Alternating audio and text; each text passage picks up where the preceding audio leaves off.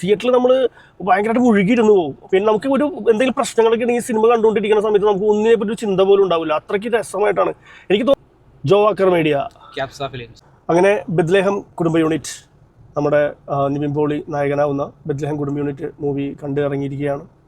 ഒരു രക്ഷയില്ല, കിടില മൂവി. ഭയങ്കര ഇഷ്ടപ്പെട്ടു എന്ന് വെച്ചാൽ നമുക്ക് തിയേറ്ററിൽ വന്നിരുന്ന് കണ്ട് എൻജോയ് ചെയ്യാൻ പറ്റുന്ന നല്ല, എന്താ പറയുക, തിയേറ്ററിൽ നമുക്ക് ഇരിക്കുന്ന സമയത്ത് നമ്മളൊന്നും അറിയില്ല, അത്രയ്ക്ക് ബ്യൂട്ടിഫുൾ ആണ് സിനിമ. അതെ, തീർച്ചയായും. അതായത് നമ്മൾ നിവിൻ പോളിയെ എങ്ങനെ കാണാൻ ആഗ്രഹിച്ചോ ആ ഒരു സിനിമ തന്നെയാണ് നിവിൻ പോളി. നമ്മുടെ പ്രേമം നിവിൻ പോളിയില്ലേ, ആ ഒരു ലുക്കും ബേസ് വെച്ചും എല്ലാം കൊണ്ടും അടിപൊളിയായിട്ടുണ്ട്. തുടക്കം മുതൽ അവസാനം വരെ ഒരു ലാഗില്ലാണ്ട് കാണാൻ പറ്റിയിട്ടുള്ളൂ അല്ലേ? ഒരു ലാഗില്ലെന്ന് മാത്രമല്ല, നമുക്ക് ഈ സിനിമയിൽ കോമഡി ഉണ്ട്, ഇമോഷൻസ് ഉണ്ട്, റൊമാൻസ് ഉണ്ട്. അതുപോലെ നമുക്ക് ഒരുപാട് നമ്മുടെ നഷ്ടപ്പെട്ട ബാല്യകാലങ്ങളിലെ പല കാര്യങ്ങളും, അതുപോലെ നമ്മുടെ എന്താ പറയുക ഇപ്പോൾ നടന്നുകൊണ്ടിരിക്കുന്നത് ഭയങ്കരമായിട്ടുള്ള ഒരു ഭയങ്കര എന്താ പറയുക പടം നമുക്ക് ഭയങ്കര എൻഗേജറാണ്. നമ്മുടെ സിനിമ ഫുള്ള് കണ്ട് തീർക്കാതെ നമുക്ക് എന്താ പറയുക ഇറങ്ങി പോരാൻ പറ്റില്ല. അത്രയ്ക്ക് അടിപൊളിയായിട്ടാണ് സിനിമ ചെയ്തേക്കുന്നത്. തിയേറ്ററിൽ നമ്മൾ ഭയങ്കരമായിട്ട് മുഴുകിയിരുന്നു പോകും. പിന്നെ നമുക്ക് ഒരു എന്തെങ്കിലും പ്രശ്നങ്ങളൊക്കെ ഈ സിനിമ കണ്ടുകൊണ്ടിരിക്കുന്ന സമയത്ത് നമുക്ക് ഒന്നിനെ പറ്റി ഒരു ചിന്ത പോലും ഉണ്ടാവില്ല. അത്രയ്ക്ക് രസമായിട്ടാണ്. എനിക്ക് തോന്നുന്നു സ്ക്രിപ്റ്റ് പറയുമ്പോൾ എനിക്ക് തോന്നുന്നില്ല വേറൊരു പ്രൊഡ്യൂസർമാരൊക്കെ ഇനി സമ്മതിക്കുമോ എന്നുള്ളത് ചെയ്യാനായിട്ട്. സ്ക്രിപ്റ്റ് പറഞ്ഞു കൊടുത്താൽ തന്നെ അത് ചെയ്യാൻ പറ്റുമെന്ന് എനിക്ക് തോന്നുന്നില്ല. കാരണം എന്ന് വെച്ചാൽ ഈ സ്ക്രിപ്റ്റ് എങ്ങനെ പറഞ്ഞ് അത് കൺവിൻസ് ചെയ്തെന്നുള്ള ഇതാണ് എനിക്ക് മനസ്സിലാവാത്ത കാര്യം. കാരണം അത്രയ്ക്ക് ഇതായിട്ടാണ് ഈ സിനിമ. അത് കാരണം ഇത് വിഷ്വലി ചെയ്യാൻ പറ്റുള്ളൂ, പറഞ്ഞ് കൺവിൻസ് ചെയ്ത് ചെയ്യാൻ പറ്റുമെന്ന് എനിക്ക് തോന്നുന്നില്ല. എനിക്ക് തോന്നുന്നു ഓരോ സ്ഥലത്തേക്ക് കൂട്ടിക്കൊണ്ടുപോയി അയാളെ കൂട്ടിക്കൊണ്ടുപോകേണ്ട, എങ്ങനെയാണ് കഥ പറഞ്ഞത്, എവിടെ വെച്ചാൽ കഥ പറഞ്ഞെന്ന് പറഞ്ഞ പോലെ തന്നെ അയാളെ കൊണ്ടുപോകേണ്ട, കൺവിൻസ് ചെയ്ത് കഴിഞ്ഞാൽ അങ്ങനെ ഇരിക്കുള്ളൂ. ആ രീതിയിലാണ് അയാൾ കൺവിൻസ് ചെയ്ത പടം പ്രൊഡ്യൂസ് ചെയ്തേക്കുന്നത്. അതെ, ഈ സിനിമ എന്ന് വെച്ചിട്ടുണ്ടെങ്കിൽ എന്താ പറയുക, ഒരു വേറൊരു സ്ഥലത്തുനിന്ന് വീട് വിറ്റ് അങ്കമാലിക്ക് വരുന്ന ഒരു ഫാമിലി, അതിന് തൊട്ടപ്പുറത്ത് വേറൊരു പയ്യൻ, അവർ തമ്മിൽ പ്രണയത്തിലാകുന്നു. ആ പ്രണയത്തിൽ നിന്ന് ഉണ്ടാകുന്ന ചെറിയ ചെറിയ കാര്യങ്ങൾ ഇഷ്ടപ്പെടുന്നു. അങ്ങനെ പല പല കാര്യങ്ങളായിട്ടുള്ളൊരു പടമാണ് കേട്ടോ. അവസാനം ഇവർ ഒന്നിക്കാതിരിക്കുകയോ അങ്ങനെയുള്ള കാര്യങ്ങളൊന്നും ഞാൻ പറയുന്നില്ല. പക്ഷേ ഈ പടം എങ്ങനെ പറഞ്ഞത് കൺവിൻസ് ചെയ്തു, അതും ഭാവന സ്റ്റുഡിയോസാണ്, ഫാസിൽ, അതുപോലെ തന്നെ ശ്യാം പുഷ്കർ, അതുപോലെ തന്നെ ദിലീഷ് പോത്തനൊക്കെ എങ്ങനെ ഇത് സാധനം കൺവിൻസ് ആയി എന്നുള്ളതാണ്. കാരണം സാധാരണക്കാരൊരാൾ പറഞ്ഞു കഴിഞ്ഞിട്ടുണ്ടെങ്കിൽ ഇങ്ങനത്തെ ഒരു പടം സമ്മതിക്കൊന്നുമില്ല, ഒരു സ്ക്രിപ്റ്റായിട്ട് തന്നെ നടക്കുന്നില്ല. കാരണം ഇതിൻ്റെ മ്യൂസിക് ചെയ്തിരിക്കുന്നത് വിഷ്ണു വിജയാണ് ഇതിൻ്റെ മ്യൂസിക് ചെയ്തിരിക്കുന്നത്. ഗിരീഷ് ഷേഡി കഥ എഴുതിയിരിക്കുന്നു. ഗിരീഷ് ഷേഡിയാണ് ഈ സംഭവത്തിൽ മൊത്തം. കാരണം ഗിരീഷ് ഷേഡിയുടെ ഒരു കഥ എന്നുള്ള സംഭവങ്ങൾ കൊണ്ട് മാത്രം ആണ് ആളുകൾ ഇത് കൺവിൻസ് ആവാൻ തയ്യാറായിരിക്കുന്നത് പ്രൊഡ്യൂസർമാർ.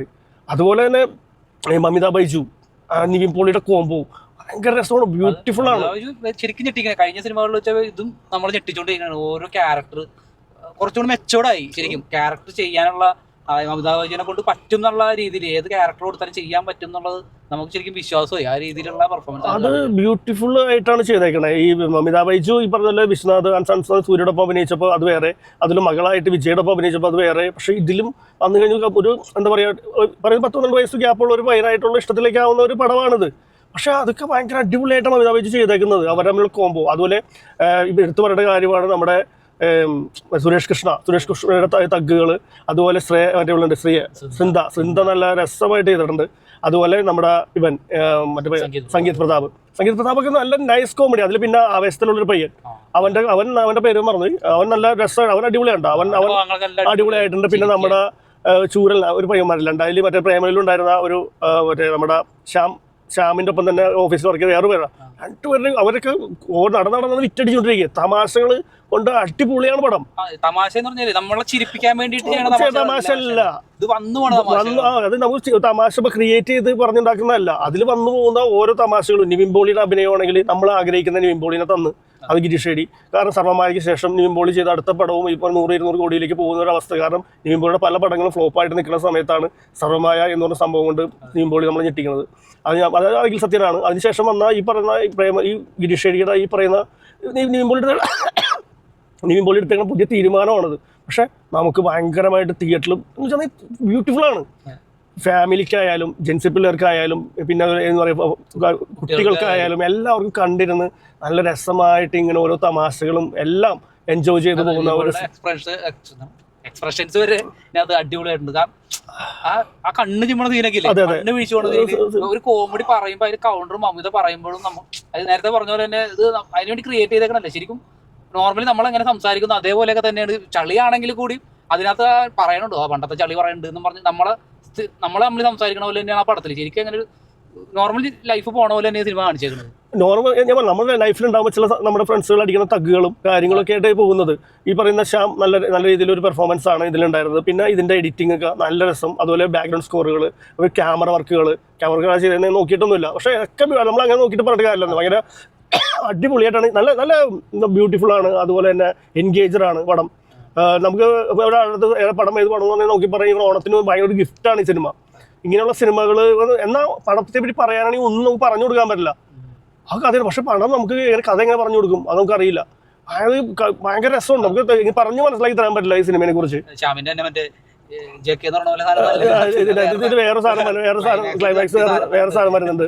പിന്നെ അതേപോലെ വിനയ് ഫോർട്ട് വരുമ്പോൾ ഒരു സാധനം, വിനയ് ഫോർട്ട് ഉണ്ട്, വിനയ് ഫോർട്ട് ഉണ്ട്. അതുപോലെ തന്നെ ഇതിൽ പിന്നെ നമ്മുടെ വിനയ് ഫാദറായിട്ട് അഭിനയിക്കുന്നത് എല്ലാവരും ചെറിയ ചെറിയ അവരുടെ കയ്യിൽ നിന്നിട്ടുന്ന ഓരോരോ ചെറിയ വിറ്റുകളുണ്ട്. അതുപോലെ തന്നെ ഇതിൽ പെർഫോം ചെയ്തിരിക്കുന്ന ആർട്ടിസ്റ്റുകൾ എല്ലാവർക്കും ഇമ്പോർട്ടൻസ് ഉണ്ട്.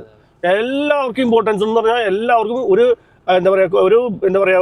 എന്താ പറയുക ജൂനിയർ ആർട്ടിസ്റ്റായിട്ട് അഭിനയിച്ച അവന് പോലും അതിൽ ഇമ്പോർട്ടൻസ് ഉള്ള ഒരു സിനിമ അങ്ങനത്തെ എന്നാൽ ഒരുപാട് ആർട്ടിസ്റ്റുകളുണ്ട്.